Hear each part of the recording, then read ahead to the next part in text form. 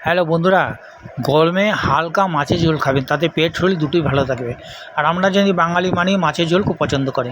তা চলুন আজকে একটা রুই মাছের কীভাবে আলু দিয়ে তৈরি করি সেটা দেখাচ্ছি। প্রথমে রুই মাছগুলো কেটে আমি ধুয়ে নুন হলুদ দিয়ে মেখে রেখেছিলাম, তারপরে আলুগুলো কেটে ধুয়ে রেখেছিলাম। তারপরে কী করেছি, গরম তেলে সেই নুন হলুদ মাখা মাছগুলোকে লাল করে ভেজে তুলে রেখেছিলাম। তারপরে আলুগুলোকে ভেজে তুলে রেখেছিলাম। তারপর সেই তেলেই কয়েকটা গোটা জিরে, তেজপাতা, শুকনো লঙ্কা আর পেঁয়াজ কুচি দিয়ে নাড়িয়ে নিয়েছি।